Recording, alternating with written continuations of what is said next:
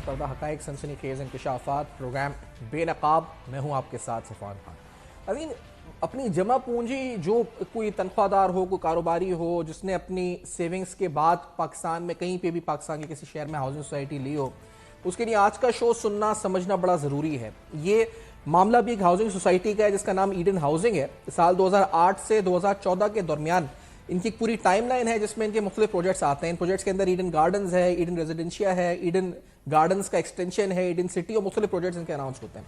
और इसी दौरान जब इनके ऊपर इन्वेस्टिगेशन स्टार्ट होती है, डॉक्टर अमजद जिनका नाम है, जो कि आप इस दुनिया में नहीं है, तो इन इन्वेस्टिगेशंस क्योंकि ये उस वक्त के जो एलिजिडली जो इन पर इल्ज़ाम था कि जो इफ्तिखार चौधरी साहब चीफ पाकिस्तान थे, उनके समधी भी ये हुए थे, तो उस वजह से वो केसेस यानी सूमोटोस हतमी नतीजे तक नहीं पहुंच सके। लेकिन कहते हैं ना कि वक्त कभी ना कभी तो बदलता है। तकरीबन 11,880 कंप्लेनेंट्स हैं। ये बड़ी बात गौर से सुने, 11,880 जो नैब के ऑफिशियल रिकॉर्ड्स हैं वो भी आपके सामने रखते हैं।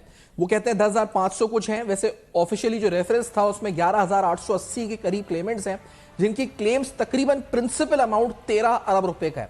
वो कहते हैं ये 13 अरब रुपए उन्होंने ईडन के मुख्तलिफ मंसूबों में ओवर द ईयर्स डाला, इन्वेस्ट किया, लेकिन उनकी एवज उनको ना प्लॉट्स मिले या उनकी कंप्लेन्स हैं कि उनके जो एवज उनसे वादे किए गए थे वो तकमील तक नहीं पहुंच सके।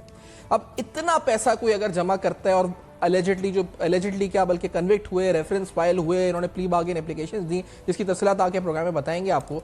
लेकिन जो अहम तरीन नुक्ता वो ये है कि ये सारा पैसा किधर गया।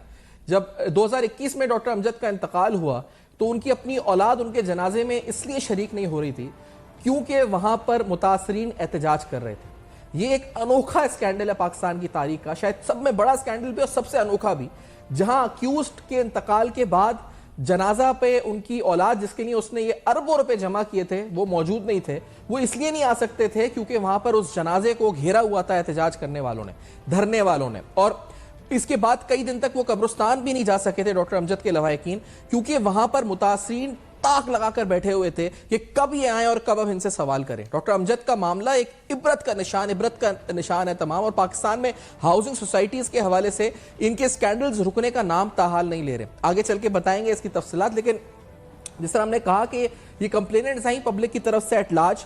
जो डॉक्यूमेंट अब आपके सामने रख रहा हूं, ये बाकायदा ऑफिशियली सेनेट ऑफ पाकिस्तान में भी सबमिट हुआ, और इसमें बताया गया कि जब केस की इन्वेस्टिगेशन स्टार्ट हुई, नैब ने स्टार्ट की, नैब ने जवाब जमा कराया, उसमें कहा जी कि 11,880 कंप्लेनेंट्स थे, और इसमें जो मेन तकरीबन प्रिंसिपल अमाउंट थी वो 13 अरब रुपए की थी। ये कहा गया जी कि इस रेफरेंस का नंबर है 64/2019/2019। ये अकाउंटेबिलिटी कोड लाहौर के सामने सबमिट हुई। इसमें 4 मेजर अक्यूज थे। एक का नाम डॉक्टर मोहम्मद अमजद, एक उनकी वाइफ डॉक्टर अंजुम अमजद, एक मुर्तजा अमजद और एक मुस्तफ़ा अमजद। अब इस हाउसिंग सोसाइटी ने जो सालों तक प्रोजेक्ट्स अनाउंस किए, उसके एवज पैसे लिए, और पैसे लेने के बाद लोगों को उनके प्लॉट्स नहीं दिए, और वो यहां से फिर पाकिस्तान से जब ये इन्वेस्टिगेशन स्टार्ट हुई साल 2018 के बाद पाकिस्तान से वो बाहर निकल गए। फिर वो रेड वारंट का सिलसिला हुआ, उनके एक बेटे को गिरफ्तार किया गया जो दुबई के अंदर, लेकिन वो तमाम चीजें भी आगे जाकर पे स्टैंड नहीं कर सकी और इवेंचुअली ये पाकिस्तान से बाहर निकल चुके थे। उसके बाद क्या हुआ उनके इंतकाल के बाद, उस पर आने से कबल इस मामले पर सियासत भी बड़ी हुई। फवाद चौधरी साहब जो उस वक्त के वजीर इत्तलात थे, उन्होंने इस केस की तफसीलात बयान करते हुए जो कहा था बतौर वजीर इत्तलात, वो जरा पहले आपके सामने रखते हैं, फिर आपको मजीद तफसीलात आगे करते हैं। ईडन हाउसिंग का जो मुकदमा है वो कुछ इस तरह है कि एक स्कीम अनाउंस हुई। उस स्कीम के अंदर बेवाओं ने, गरीब लोगों ने, तमाम लोगों ने प्लॉट्स खरीदे। वो प्लॉट्स खरीदने के बाद जो ईडन के मालिकान थे वो उनको फ्रॉड हो गया लोगों के साथ, और वो प्लॉट्स जो है वो किसी को मिल नहीं सके। बहुत बड़ी तादाद में 200 से 300 लोग जो हैं इसमें जो है वो बड़े शदीद मुतासर हुए, फैमिलीज मुतासर हुई। हजारों लोगों की जो जमा पूंजी थी सारी उम्र की वो डूब गई। उसके बाद इफ्तिखार चौधरी साहब ने, जो उस वक्त के चीफ जस्टिस थे, उन्होंने ये हैरानकुन फैसला किया। ईडन वाले उनके समधी थे, उनकी जो बेटी हैं, उनकी जो साहिबजादी हैं, उनकी शायद शादी हुई थी ईडन के मालिक के साथ। बड़ी कामयाबी हुई है। दुबई में मुर्तजा जो दामाद है साबिक चीफ जस्टिस इफ्तिखार चौधरी के, उनको अब गिरफ्तार कर लिया गया है, और ये गिरफ्तारी FIA ने की है। नैब ने इनका वारंट जारी किया था, और ईडन हाउसिंग सोसाइटी का जो मुकदमा है उसमें एक बड़ा ब्रेक थ्रू आज पाकिस्तान को मिला है। उस पर जब बड़ा ब्रेक थ्रू बयान किया गया तो तमाम जो मुतासरीन जिनकी तादाद 11,880 है उनकी उम्मीदें बंद गई कि शायद हमें हमारी रकम मिल जाएगी। अब ये याद रखें कि 13 अरब प्रिंसिपल अमाउंट है, लेकिन मजमूई तौर पर नैब की अपनी वैल्यूएशंस के मुताबिक ये तकरीबन मामला 25 अरब रुपए का था। अब इसमें आप इससे अंदाजा लगाएं कि नैब ने जब तखमीना 25 अरब का लगाया था तो ये मामला इससे कहीं ज्यादा का था। It was not 25 billion rupees, इससे ज्यादा के क्लेमेंट्स थे।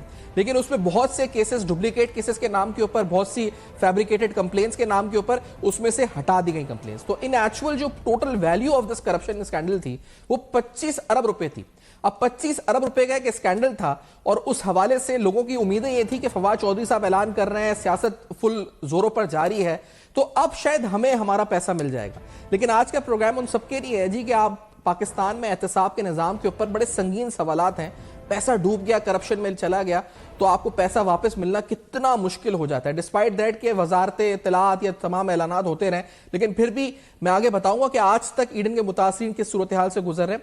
लेकिन इसका जवाब इफ्तिखार चौधरी साहब ने दिया था उसी वक्त, जो चीफ से साबिक पाकिस्तान के थे। उन्होंने क्या जवाब दिया था, उनकी साइड भी जरा सुन लेते हैं। लेट्स हियर उन्होंने क्या कहा था। मुर्तजा इसमें ना तो डायरेक्टर है और ना ही इसका शेयरर है। ये मैं आपको बताऊं, फवाद साहब का कसूर नहीं है। वो आप कहते हैं ना कि आप अपने जो मतलब सीनियर लोग होते हैं जिसको कहते हैं हिज मास्टर्स वाइफ, ये उनकी बिना पर सारा होता है। इसमें मैं इसको इंडोर्स करता हूं। उनके हकूक हैं और जहां तक उनके हकूक की बात है उसमें हम कभी भी, मैं खासतौर पर चीफ जस्टिस रहा हूं इस मुल्क का, मैं तो ऐसे लोगों को जो है ना क्लेम दिलवाता रहा हूं। क्लेम दिलवाते रहे, लेकिन इस केस में कोई पेशरफ्त नहीं हुई। यानी साल 2008 और 14 के दरमियान होने वाला स्कैंडल, उसके बाद कई साल बाद उसकी इन्वेस्टिगेशन शुरू हुई। 2018 में इन्वेस्टिगेशन स्टार्ट हुई, 2019 में रेफरेंस बना, उसके बाद कुछ गिरफ्तारियां हुई, लेकिन 2021 तक मालिकान की तरफ से, यानी जो ईडन के ओनर्स थे, मैनेजमेंट थे, उनकी तरफ से कुछ भी नहीं हुआ। 2021 के बाद जब डॉक्टर अमजद का इंतकाल हो गया, उस इंतकाल के बाद फिर उनकी अहलिया की तरफ से एक प्ली बार्गेन से मुराद यहां पर यह है कि उन्होंने कहा जी कि हाँ हमने करप्शन की है, हम इतनी रकम वापस करने को तैयार हैं, हाँ हमने लोगों के साथ पैसे का गबन किया है, हम उसमें से इतनी रकम वापस करने को तैयार हैं। तो ये मामला तो उन्होंने नैब के साथ तय किया। उन्होंने चेयरमैन नैब को एक खत लिखा, उसमें उन्होंने कहा जी कि आप इस पर मामलात को तय करें और प्ली बार्गेन के लिए हम तैयार हैं। और ये according to the NAB ordinance 25 अरब रुपए का मामला तकरीबन 16 अरब रुपए के अंदर तय हुआ। अब आप अंदाजा लगाएं कि अगर 25 अरब रुपए का एक मामला है, 25 अरब रुपए जो नैब खुद वैल्यूएशन करता है, वो चेयरमैन नैब ने और अकाउंटेबिलिटी कोर्ट ने 16 अरब रुपए के प्ली बार्गेन पर एग्री कर लिया। यानी आपके 9 अरब रुपए तो वहां के वहां खत्म हो गए। अगर आपने 25 अरब रुपए की जमा पूंजी लगाई 12,000 लोगों ने, तो आपके 9 अरब का हिसाब किताब आप माइनस समझे। लेकिन क्योंकि लोगों को उम्मीद थी कि चले 25 अरब नहीं तो 16 अरब सही, कम से कम 16 अरब रुपए तो मिल जाएंगे। उसकी तफसीलात भी आपको बताएंगे। मुतासरीन एहतजाज करते रहे, उनकी तरफ से मुसलसल बातें होती रही। उन्होंने क्या कहा, मुतासरीन की भी आपको एक आवाज सुना देते हैं, फिर अभी क्या स्टेटस है उस पर आएंगे। लेकिन पहले जरा सुनते हैं कि ईडन हाउसिंग के मुतासरीन क्या मौक़िफ़ अपनाते थे। Let's hear this. ने अपनी हक लाल की कमाई से किस्तें दी हैं, उनके पैसे इन्होंने दबा लिए। हुकूमत कुछ नहीं देख रही। ये इसलिए जहाँ जाते हैं, यहाँ एक दफा कोई लोग गए तो कहते हैं कि अगर आपके पास एक वकील है, हमारे पास 300 वकील है। अगर हमारा यही है कि जो अमजद वाहिद चला गया उसको और उसके बेटे मुर्तजा को पकड़े और हमारे प्रॉपर्टी जो है वो भी वापस दिलाएं। सऊदी अरब रियाद से आया हूँ और 11 साल हो गए, हमने पैसे पेमेंट दी हुई है, दोनों प्लॉटर की मैंने, तो अभी तक हमें हमारा हक नहीं मिला, लिहाजा हमारा हक दिलाया जाए। अफेक्टीज हैं, जितने भी बेवाएं हैं और जितने ओवरसीज पाकिस्तानीज हैं, तो सबने एक एक मसल रियाल वहाँ से जमा करके पाकिस्तान में लेके आए। इसलिए लेकर आए हैं कि अपने मुल्क में जो है ना वो पैसा लगाएं, ठीक है, और तरक्की करे हमारा वतन, ठीक है। और यहाँ आके ये हालात होते हैं कि जो देख रहे हैं कि जो पेंशनर हैं वो भी बेचारे जो लुटे पुटे हैं। तो मुतालबा ये है कि या तो प्लाट दिए जाए या मौजूदा वैल्यू के मुताबिक जो है वो हमें जो है कीमत दी। मौजूदा वैल्यू तो आप छोड़ेंगे, जो उनका 25 अरब रुपए का मामला था, उस 25 अरब के 16 अरब रुपए तय हुए प्ली बार्गेन में। और 16 अरब की भी किस तरह इंस्टॉलमेंट तय हुई वो भी आपके सामने रखते हैं। जो इनके मामलात अदालत के साथ और कोर्ट में जो उन्होंने जमा कराए और जो बाद में 2022 के अंदर तय भी हुए, उसके मुताबिक जो उनकी टोटल लायबिलिटी थी that was of 16 billion rupees, जो डॉक्टर अंजुम की अहलिया हैं उनके साथ जो है मामला, डॉक्टर अमजद की जो अहलिया अंजुम अमजद हैं उनके साथ मामला तय हुए। इस लायबिलिटी 16 अरब रुपए के बारे में एक पीरियड सेटल हुआ। ये कहा गया कि तकरीबन 3 साल के अंदर ये वापस की जाएगी, जिसमें पहले फर्स्ट बिलियन रुपीस जो है will already recovered through compliance of जो हाई कोर्ट का डिसीजन था 30 जून 2021 का, उसके तहत पहले इन्हें 1 अरब रुपए देने थे 4 हफ्तों के अंदर, वो उन्होंने जमा कराए। और उसके बाद first 3 month shall be considered as grace period, यानी 3 महीने तक उसके बाद इन्हें कुछ जमा नहीं कराना था। टोटल लायबिलिटी 16 अरब रुपए की असर्टेन हुई। इस 16 अरब में से तकरीबन 15 अरब रुपए will be paid in 11 equal instalments, quarterly instalments, यानी तकरीबन हर 3 महीने बाद एक इंस्टॉलमेंट जाएगी। 15 अरब रुपए मालियत मजमूई तौर पे इन 11 इंस्टॉलमेंट्स की होगी। और इसके तहत जो मामला तय पाए, अगर देखा जाए तो अब तक इनको तकरीबन जो है इस पूरे 2 साल के अरसे के दौरान 3 महीने के लिहाज से 8 इंस्टॉलमेंट्स कम से कम इनको मिल जानी चाहिए थी, लेकिन इन एक्चुअल इनको तकरीबन 3 इंस्टॉलमेंट्स मिली। 3 इंस्टॉलमेंट्स इनको अब तक मिली। इस प्रोजेक्ट के हवाले से तकरीबन 16 अरब रुपए की लायबिलिटी सेट हुई कोर्ट के साथ। 25 अरब रुपए का मामला था, 16 अरब में इनके मामला तय पा गए। यानी अगर आपने पैसा 25 अरब लगा दिए, आप समझे 16 अरब में तय पा गए। उस 16 अरब को भी 3 साल के अरसे में इनको वापस करना था। उसकी पहली इंस्टॉलमेंट 1 अरब रुपए की थी जो जमा हुई, उसके बाद 3 माह का ग्रेस पीरियड था, और उसके बाद हर 3 माह बाद इनको 15 अरब रुपए 11 इंस्टॉलमेंट्स में देने थे। ये 15 अरब रुपए भी ताहाल अभी तक इनमें से सिर्फ 3 या 4 अरब रुपए जमा हो सके। यानी आज तक जिसने 2008 में प्लॉट लिया होगा वो आज तक रोल रहा है कि उसको पूरी इंस्टॉलमेंट्स ताहाल नहीं मिल सकी। कौन जिम्मेदार है इसका, और वो किसके पास जाए, किससे सवाल पूछे कि आखिरकार आपकी लायबिलिटी 25 अरब का जो आपका करप्शन स्कैंडल था, आपने 16 अरब रुपए में आपने डील कर ली, और वो 16 अरब मिलने में भी आज इतने साल बीत गए कि 15 अरब आपको 11 इंस्टॉलमेंट्स में देने थे हर 3 माह बाद, वो भी तकरीबन सिर्फ 3 इंस्टॉलमेंट्स उसकी अब तक आ चुकी हैं। तो मुतासरीन ताहाल बड़े परेशान है। जिस वक्त ये एसेट्स की वैल्यू, ये बड़ी इंटरेस्टिंग बात है, जिस जमाने में ये जब इनकी प्ली बार्गेन हुई तो उनके एसेट्स की टोटल वैल्यू 55 अरब रुपए एसर्टेन की थी नैब ने। उन एसेट्स के अंदर 111 commercial plots Eden housing projects में शामिल थे। इसके अंदर तकरीबन 8 कमर्शियल प्लॉट्स ईडन कनाल विलास और कनाल बैंक रोड के ऊपर थे, 2 कमर्शियल प्लॉट्स 4 कनाल के नियर द एयरपोर्ट थे, और उसके अलावा तकरीबन 2 कमर्शियल प्लॉट्स 10 मल्ले के Eden city near the airport थे, लाहौर एयरपोर्ट। इसके अलावा ये बताया गया कि ईडन आबाद डिफेंस रोड पे भी इनके कुछ प्लॉट्स थे। 404 कनाल का एक जमीन इनकी इंटाइटल थी कैपिटल लैंड डेवलपर्स के नाम पर, ये भी लाहौर में इनकी शामिल थी जमीन। इसके अलावा 333 कनाल की एक जमीन गोल्डन अर्थ और एएम फार्म्स के नाम पर एक और इनकी मौजूद थी। और इसके अलावा यानी इन सब के अलावा 26 कमर्शियल प्लॉट्स थे ईडन रेजिडेंशिया में। तो तकरीबन 55 अरब रुपए मालियत के इनके एसेट्स की वैल्यू असर्टेन की गई थी, लेकिन उसके बावजूद 25 अरब की जो टोटल करप्शन थी, 16 अरब रुपए कहा गया कि वापस किए जाएंगे जिनके साथ करप्शन हुई है। और उस 16 अरब में से भी आज इतना अरसा बीतने के बाद उनको सिर्फ 3 या 4 अरब रुपए 3 इंस्टॉलमेंट्स अब तक उनको मिली हैं। तो ये इस वक्त पाकिस्तान में एहतसाब के निज़ाम की हालत है, और ये इस वक्त सूरत हाल है। और जिसका पैसा डूबा है इस हाउसिंग सोसाइटी में, जिसने पैसा लगाया वो आज तक रोल रहा है। जिनको प्लॉट मिल गए उनकी अलग दास्तान है, वो भी आपको आगे चल के बताएंगे कि उनके साथ क्या बीत रही है। लेकिन जिसने करप्शन की वो अब कब्र के अंदर है, उनका हिसाब अल्लाह ताला जो होगा वो होगा। लेकिन जो दुनिया में अपनी आंखों से देखा उनके जनाजे में सूरत हाल, वो किसी को भी खुदा जो है इस वक्त ऐसा दिन ना दिखाया कि जब आप जिसके लिए पैसे आपने जमा किए अरबों रुपए, आपकी अपनी औलाद आपके जनाजे में ना हो, और वहां लोग आपको वहां पर जनाजे पे खड़े होकर आपके खिलाफ नारे लगा रहे हो, धरने दे रहे हो, लानते दे रहे हो, और आप कब्र के अंदर चले जाएं तो भी 10 दिन तक आपकी कब्र पर आकर पहरे देते रहे लोग कि कहीं कोई रिश्तेदार आ जाए तो उससे पैसे मांग ले। तो ऐसे जनाजे से, ऐसी मौत से, ऐसे आखिरी वक्त से अल्लाह सबको महफूज रखे, ऐसी दौलत से सबको महफूज रखे जो जमा हुई है 25 अरब रुपए जो आज तक इनके गले का फंदा बने हुए हैं। लेकिन इसके बावजूद ये लोग बाज नहीं आ रहे। लेकिन हमारा सवाल तो पाकिस्तान के एहतसाब के निज़ाम से कि आखिरकार उस आदमी ने उस शख्स ने जिसने अपने पैसे लगाए, अपनी जमा पूंजी लगाई, वो किसके पास जाए अपनी रकम को रिट्रीव कराने के लिए। एक ब्रेक के बाद कानूनी नौयत के सवालात उठाएंगे।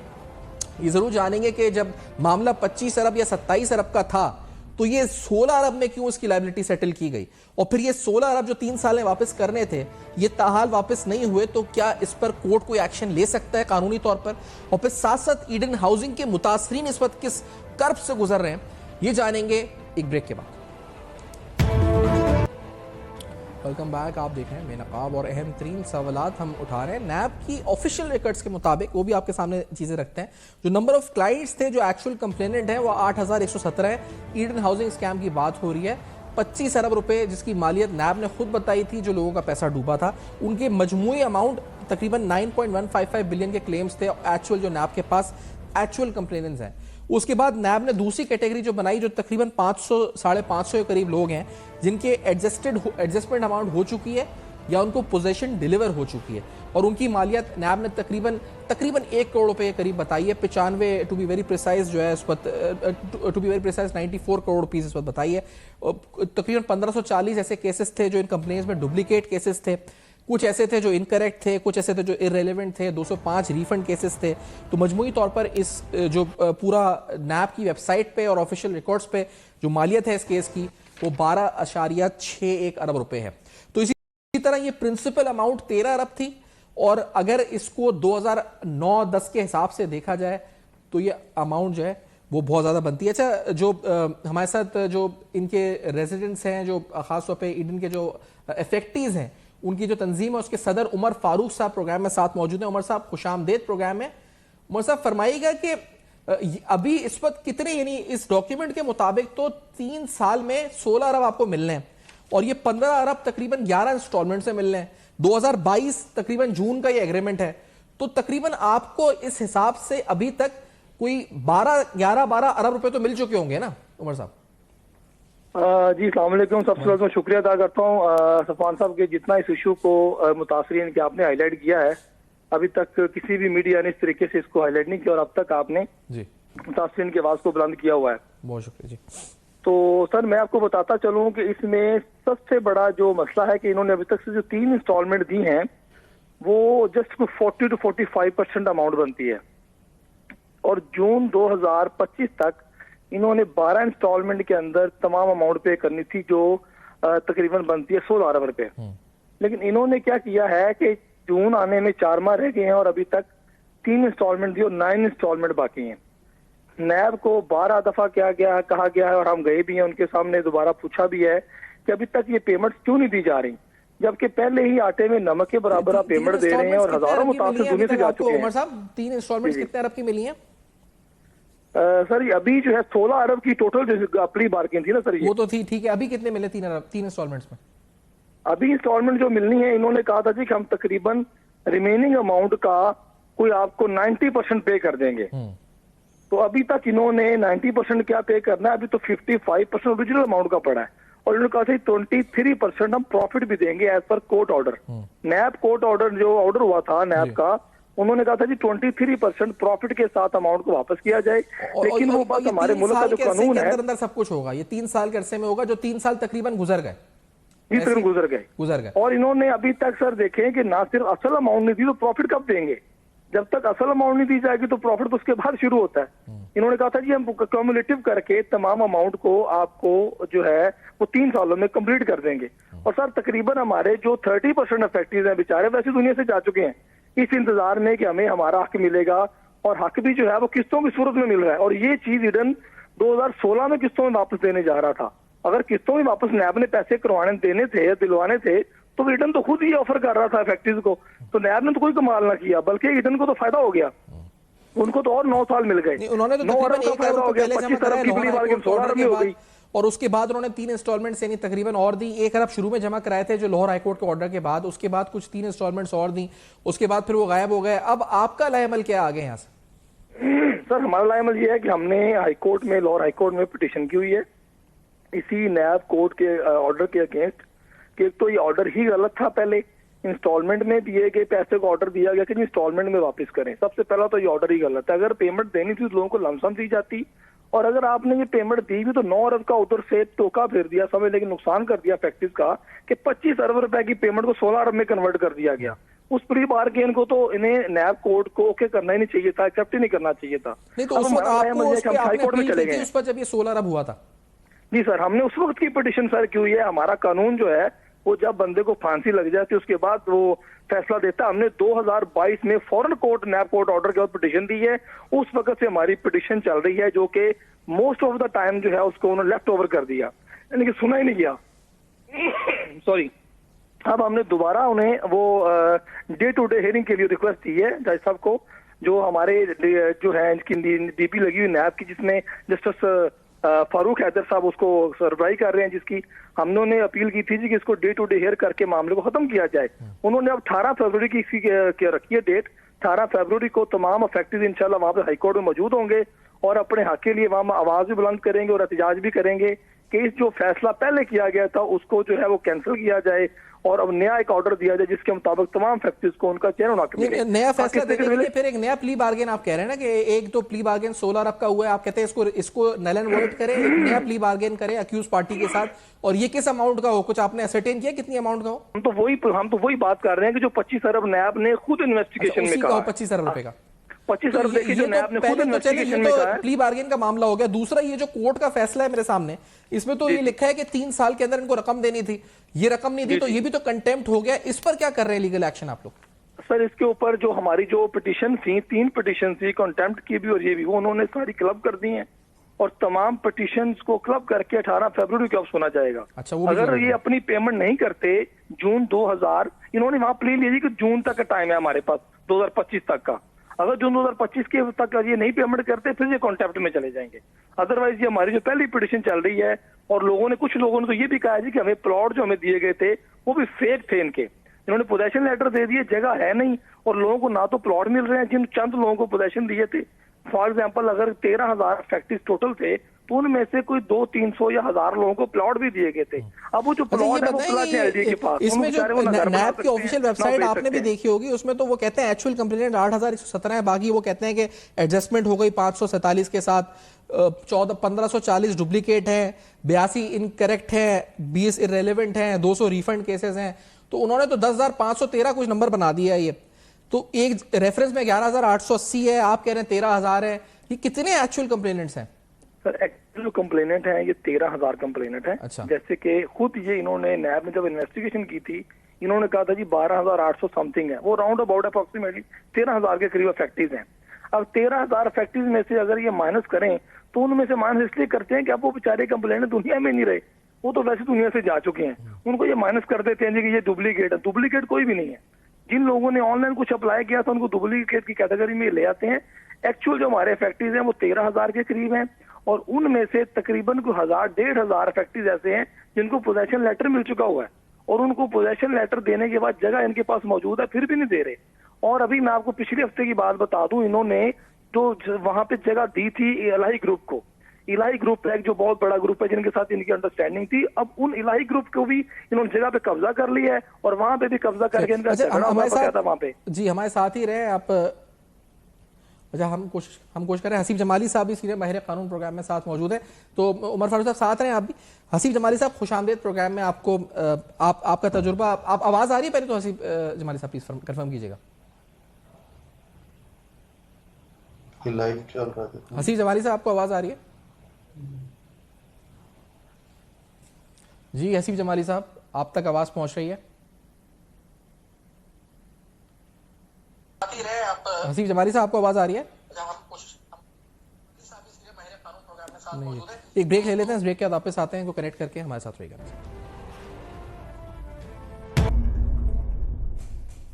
Welcome back. आप देख रहे हैं बेनकाब अहम तरीन सवालात। हसीब जमाली साहब सीनियर माहिर कानून प्रोग्राम में साथ मौजूद हैं। हसीब साहब खुशामदीद प्रोग्राम में। आपका वसी तजुर्बा भी रहा है, एफेक्टीज हाउसिंग सोसाइटी एक बहुत बड़ी कराची की, उसके आप केस भी आपने किया। ये मुझे बताएं, क्योंकि अभी ईडन के इफेक्टी हमारे साथ थे, इनके साथ तो बड़ा अलमिया हुआ। ये कहते हैं कि 25 अरब रुपए का मामला था, 16 अरब में प्ली बार्गेन हुआ, वो 16 अरब भी तय हुआ कि 3 साल में हमें मिलेंगे और 3 साल में 15 इंस्टॉलमेंट्स होंगी, 11 इंस्टॉलमेंट्स होंगी, 15 अरब रुपए की, 1 अरब शुरू में मिलेंगे। उसका 10-20% प्रिंसिपल अमाउंट का भी 50% उनको मिला है टोटल, और अभी 3 साल होने में 2 या 3 माह यानी जून में कंप्लीट हो जाएंगे। बड़ा अलमिया का मामला है। आपका क्या इस पर तज्जिया या कमेंट होगा हसीब साहब? देखिए बिल्कुल, मैं ईडन का क्योंकि मामला पंजाब का है तो मैं ज्यादा तो आपको इन्फॉर्म कर सकता हूँ सिंध के अंदर जो इश्यूज क्रिएटेड हुए हैं उनके ऊपर, लेकिन ईडन का क्योंकि हम सब ने उसको फॉलो किया है तो ये सारे मामला तुझे ये शो करते हैं कि इनएफिशिएंसी और failure of the state to implement the writ of the law. और क्योंकि देखिए जो प्रोटेक्ट लॉ बनते हैं, जैसे सिंध में है सिंध बिल्डिंग कंट्रोल अथॉरिटी का लॉ और ये आपके रजिस्ट्रार कोऑपरेटिव सोसाइटीज के लॉ 2020 का एक्ट, ये प्रोटेक्शन देते हैं पूरी फाइनेंशियल जो अलॉटीज की इन्वेस्टमेंट होती है उसके ऊपर, लेकिन इनके ऊपर इम्प्लीमेंट नहीं किया जाता। और क्योंकि नैब का लॉ फोकस करता है उन रिकवरीज के ऊपर, और तो उसकी वजह से जो होता है वो बहुत सी जगह लैग करता है। लेकिन मैं समझता हूँ कि अलॉटीज का पूरा पूरा हक है कि उनको पूरे पैसे, बल्कि पूरे पैसे ही नहीं, जितने अरसे बिल्डर ने उनके पैसे इलीगली अपने पास रखे हैं उनको बैंक रेट से और साइबॉर की रेट से उनको कॉम्पनसेट भी करना चाहिए। सही, यानी अगर 13 अरब रुपए की प्रिंसिपल अमाउंट है 2008 में या 10 में या 14 में, तो उसका आज के हिसाब से जो रेट बने तो वो उनको मिलना चाहिए, और यही उनकी प्ली है। लेकिन वो कहते हैं कि जब ये मामला क्या हुआ कि 25 अरब रुपए का मामला नैब ने खुद असरटेन किया और प्ली बार्गेन 16 अरब रुपए की हुई, तो क्या प्ली बार्गेन लॉज यही है कि एक्चुअल अमाउंट से कम में प्ली बार्गेन होता है? देखिए, बहुत सी दफा ऐसा भी होता है कि नैब जो होती है, जो हमने देखा है कि वो ऑन दी हायर साइड हर चीज को कैलकुलेट करती है, लेकिन जब प्ली बार्गेनिंग पे जाते हैं तो वो बहुत सी दफा रियलिस्टिक वैल्यूज को कंसिडर करते हैं और फिर उसके बाद वो अमाउंट की डिटर्मिनेशन की जाती है। तो उसमें बहुत सी दफा अमाउंट वो नहीं होते जो ओरिजिनली रेफरेंस में रिफ्लेक्ट हो रहे होते हैं। अच्छा, तो हसीब साहब ये बताएं कि फिर इस मामले के अंदर या किसी भी और मामले के अंदर जो इफेक्टीज हैं उनके हकूक की जो जिम्मेदारी है, या कौन इस पर तहफ़्फ़ुज़ के लिए जिम्मेदार इदारा होगा, वो समय पहले किसकी तरफ रुख करें? देखिए, सबसे पहले तो जो अथॉरिटी उनको प्रोजेक्ट को सैंक्शन दे रही है, सबसे पहले तो उसकी जिम्मेदारी बनती है। जो लैंड ग्रांटिंग अथॉरिटी है, जो बिल्डिंग के प्लान्स अप्रूव करने वाली अथॉरिटी, जैसे कराची के अंदर अगर कैंटोनमेंट में प्रॉपर्टी फॉल करती है तो वो आपकी कराची के 5 कैंटोनमेंट्स में से फैसल कैंटोनमेंट है, मलीर कैंटोनमेंट, क्लिफ्टन कैंटोनमेंट, इस तरीके से 3 और कैंटोनमेंट्स हैं, वो उसको सैंक्शन करते हैं प्रोजेक्ट को। फिर इसके अलावा केडीए का इदारा है कराची के अंदर, मास्टर प्लान डेवलपमेंट अथॉरिटी एक बनी है 2020 के अंदर, वो इनके प्लान्स को क्या नाम है सैंक्शन करती है। तो इन सब इदारों की सबसे पहले तो जिम्मेदारी बनती है। और कराची में जो, बल्कि सिंध में जो सिंध बिल्डिंग कंट्रोल अथॉरिटी बना हुआ है, उसके तहत तो एक अदालत भी फॉर्म की गई है जिसके ऊपर लास्ट, जो कि 2013 में लॉ में अमेंडमेंट आई थी, लेकिन वो अदालत आज तक कायम नहीं की गई थी। तो 2024 में हमारे जस्टिस सलाउद्दीन पंवर साहब ने एक कॉन्स्टिट्यूशनल मैटर के अंदर ये डायरेक्शन दी है सिंध गवर्नमेंट को कि ये जो आपको स्पेशल जो अदालत आपको फॉर्म करनी थी अंडर सेक्शन 18A अमेंडमेंट, वो आप फिल फॉर कायम कीजिए। लेकिन अभी तक हमारी नॉलेज के मुताबिक वो अदालत अभी तक फाल नहीं हुई है, despite the direction from the court.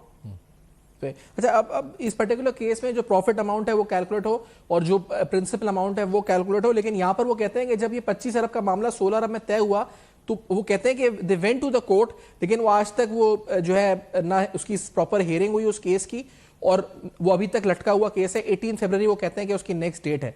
ये मामला क्योंकि बड़ा हैरान कुन है कि एक अगर कोर्ट में प्ली बार्गेन हो गया और जो इफेक्टीज हैं वो उस अमाउंट से एग्री नहीं कर रहे, तो उसकी सेटलमेंट में या उनको उनके केस को सुनने में इतना अरसा लगेगा, यानी 3 साल गुजर गए इस दौरान। सर, एक तो होती है रेमेडी जो कि नैब की है, वो तो एक क्रिमिनल एक्ट है and crime is always against the state.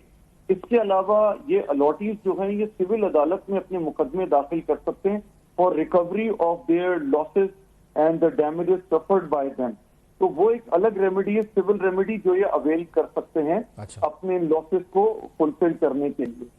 ठीक है। अच्छा, इसमें मामला एक और भी हसीब साहब ये फरमाएगा, क्योंकि यहाँ पर ये भी हमने कुछ कंप्लेनेंट से सुना कि उनकी जो जमीन है वो ऑक्शन बैंक कर रहा है, और क्योंकि वो जमीन एनओसीज जो इशू हुई नहीं है वो ईडन या XYZ जो भी बिल्डर है उसके नाम पर है, और उसकी उनको लीज तो मिली भी नहीं उनके नाम पर, तो जिसके नाम पर एनओसी है उसने कर्जा लिया हुआ है, मिसाल के तौर पे 60 करोड़ रुपए, जिस बैंक से कर्जा लिया है उस बैंक को पैसे वापस नहीं मिले तो उसने वो जमीन ऑक्शन पे लगा दी है। हालांकि वो जमीन बिक भी गई है, उस पर कोई रह भी रहा है, उसकी रिहायश ही बन गई है, या तो कमर्शियल है या रेजिडेंशियल है। ये कैसे मुमकिन हो रहा है और इसको कैसे रोका जा सकता है? अगर ये सिलसिला शुरू हो जाए तो मेरे ख्याल से तो कराची का स्कीम 33 और कराची का काफी इलाका, बहुत से एरियाज दूसरे इलाकों में भी वो सब इसी तरह ऑपरेट कर रहे हैं कि सोसाइटी ना लीज दे रही है ना कुछ दे रही है, अपने नाम पर बस लेटर देते हैं और वो आपको दे देते हैं पोजीशन। देखिए, इसी चीज को एड्रेस करने के लिए जो बहरिया का हमने केस किया था, आपसे पहले भी एक दफा बात हुई थी इसके ऊपर, बहरिया के मैटर पे, तो उसमें जो ये रिपोर्टेड जजमेंट है, मैं इसकी साइटेशन बताता हूँ आपके व्यूअर्स के लिए ताकि उनको पता हो, वो इस जजमेंट को पढ़ भी सकते हैं। This is reported in PLD 2024 supreme court page 88। इसके पैराग्राफ 20 और 21 में सुप्रीम कोर्ट ने ये किया है कि इसके अंदर डायरेक्शंस दिए हैं कि लीज से पहले अलॉटीज को कैसे प्रोटेक्ट करना है, लीज से पहले अलॉटीज को कैसे प्रोटेक्ट करना है। उस सिलसिले में उन्होंने पूरी डिटेल्ड एक वर्किंग दी है, डायरेक्शन दी है to all the provincial government and the federal government के एक डेटा बैंक बनाया जाए जहां बिल्डर के लिए, कोऑपरेटिव सोसाइटी के लिए और कोई डेवलपर के लिए ये जरूरी हो कि वो जो है आपकी। हेलो जी अजीज साहब कंटिन्यू कीजिएगा प्लीज। जी एक सेकंड सर। जी जी प्लीज सर एक।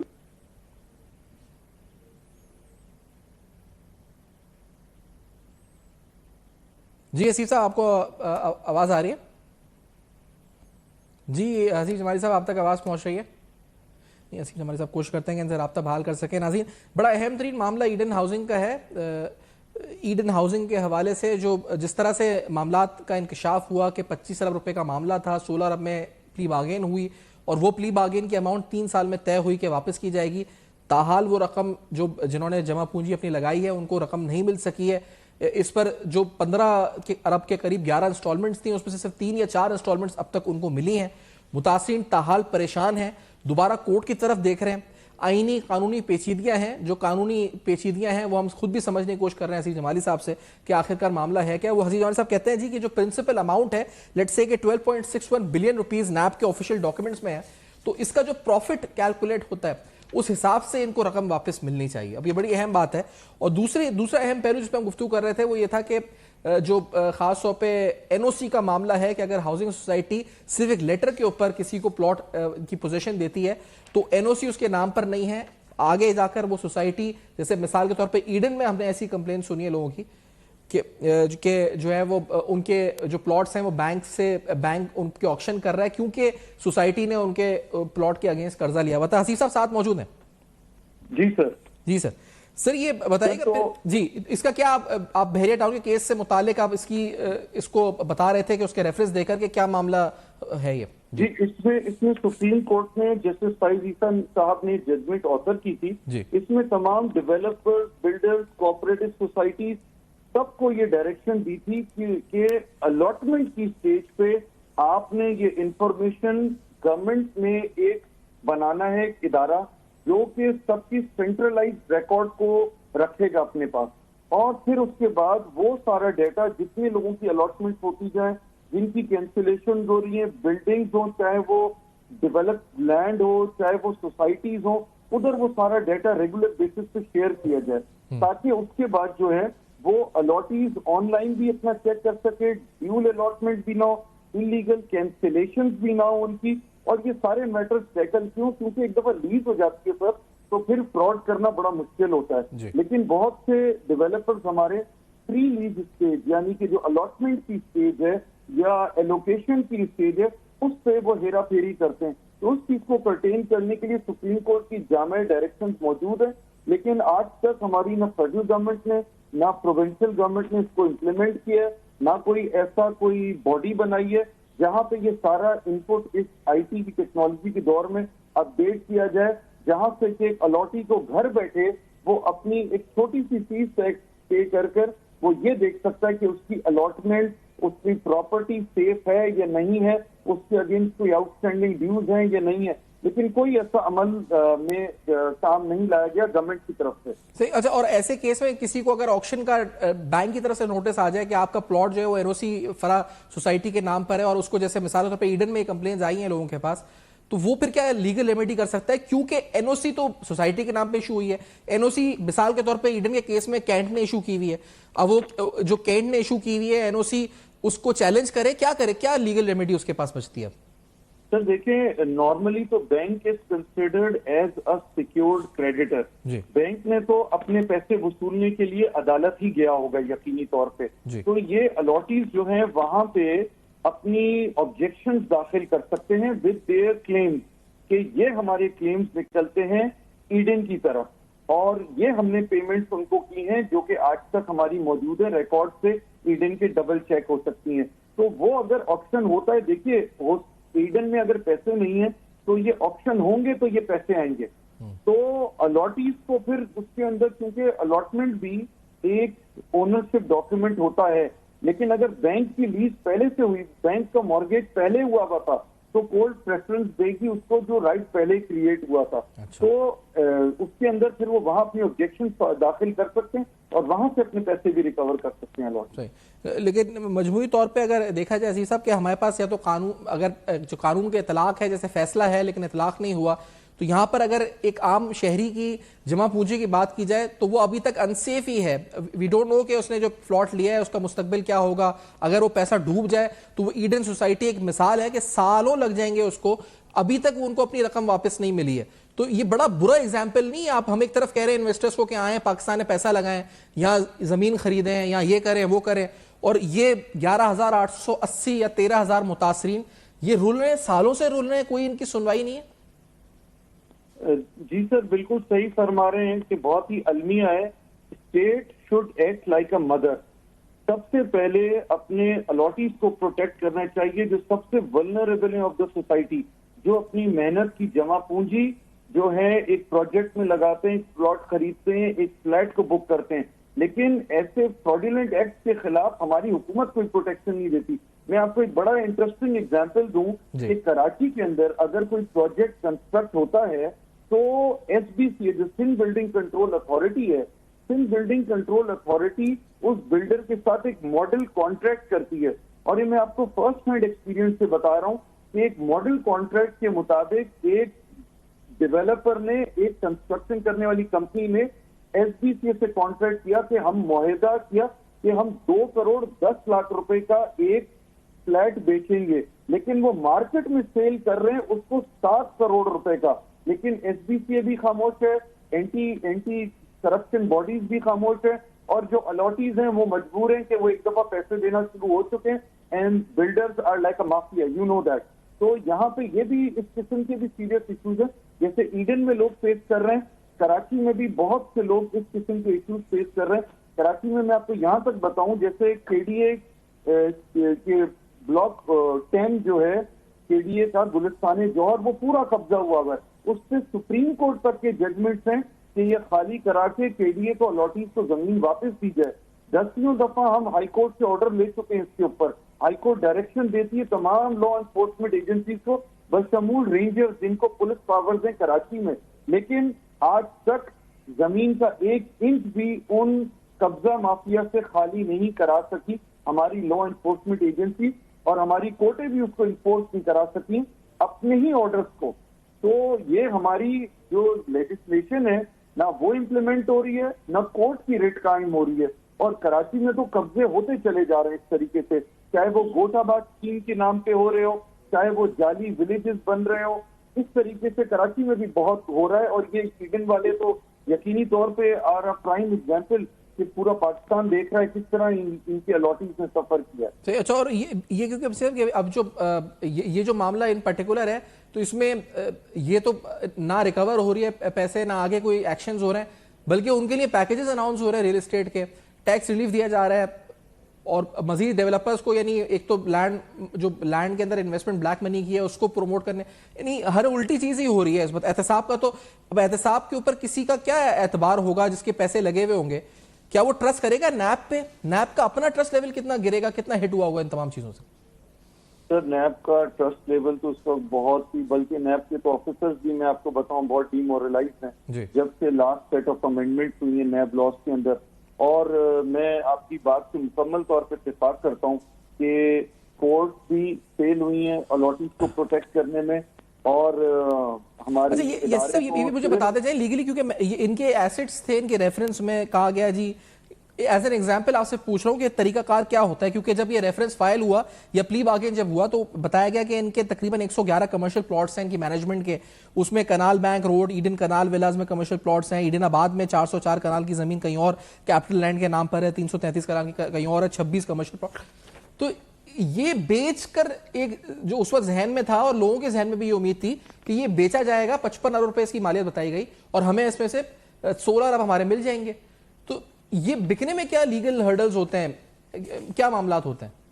सर कोई when there is a will there is a way, और जब नैब को करना होता है तो वो कर देती है। जैसे फजाइया के केसेस में हुआ था, वो भी हमने सुप्रीम कोर्ट तक लड़े थे अलॉटीज के लिए।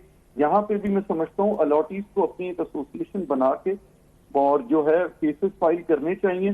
सिविल अदालतों में भी इन प्रॉपर्टीज को अटैच कराना चाहिए और इनकी ऑप्शन को कोर्ट से मांगना चाहिए, क्योंकि जब तक इस तरीके से मुख्तलिफ एंगल से प्रेशर नहीं डाला जाएगा इस किस्म के इदारों के ऊपर, ये पैसे रिकवरी नहीं होंगे।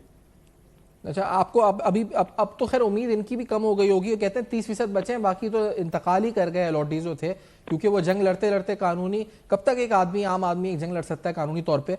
तो ये बहुत ही, जैसे कहा जाए एज ए लिटमस टेस्ट देखा जाए तो इंतहाई नाउमीदी की फिजा है इस केस को सामने रखते हुए। किस तरह कोई उम्मीद दिला सकते हैं हसी साहब किसी को कि आप इन्वेस्टमेंट करें या पाकिस्तान में कहीं प्लॉट लें या हाउसिंग सोसाइटी में इन्वेस्टमेंट करें? सर बहुत ही ब्लीक सिचुएशन है, आप बिल्कुल दुरुस्त फरमा रहे हैं। यहाँ पे अखबारों में पूरे पेज के इश्तिहार दिए जाते हैं प्रोजेक्ट के, और बाद में पता चलता है कि जमीन ही इलीगल थी, या उसकी अलॉटमेंट सही नहीं थी, या उसके नक्शे गलत अप्रूव किए थे। ये तो सिस्टम को ओवरऑल करने की जरूरत है। देखें, हमारे यहाँ लोग सिक्योर जगह पे पैसे रखना चाहते हैं, और हमारी सब कॉन्टिनेंट में लोगों की मेंटालिटी यही है कि लैंड में इन्वेस्ट करो। तो लैंड में इन्वेस्ट करने पे लोगों को सजा दी जा रही है पिछले 20-25 साल से। जिस तरीके से लैंड में इलीगैलिटीज हो रही हैं, और अब तरीकेकार यही हो सकता है कानूनी कि वो या तो हुकूमत की सतह पे हुकूमत अलॉटीज को बेल आउट करे, उनके जो पैकेजेस हैं उनकी लीगैलिटी को कंसिडर करते हुए, और हुकूमत फिर वो रिकवर करती रहे बिल्डर से। या तो एक तरीका ये हो सकता है, वरना तो जो तरीका कानून में मौजूद है वो अच्छा बेसिक, क्योंकि आपने कहा इश्तिहार होते हैं, अब जैसे ईडन है और या और कोई कराची में प्रोजेक्ट है, तो एक आम शहरी को आपकी तरफ से मशवरा होगा कि वो कैसे चेक करे कि जिस सोसाइटी में वो प्लॉट या जिस प्रोजेक्ट में वो कुछ इन्वेस्टमेंट करने जा रहा है वो सेफ एंड सिक्योर है, उसका तरीकाकार क्या हो, क्या उसकी एक अवेयरनेस के लिहाज से आप पैगाम देना चाहेंगे? सर देखें, ये बड़ा ही आपका क्वेश्चन बिल्कुल सही है, और कोई ऐसा या तो वो SBCA के पास जा सकता है, सिंध बिल्डिंग कंट्रोल अथॉरिटी जैसे सिंध में इदारा है, इसी तरह पंजाब बिल्डिंग कंट्रोल अथॉरिटी होगी मैं समझता हूँ, जहां से वो इनके अप्रूवल्स NOC जो कि इनकी वेबसाइट पे मौजूद है वो वेरिफिकेशन हो सकती है।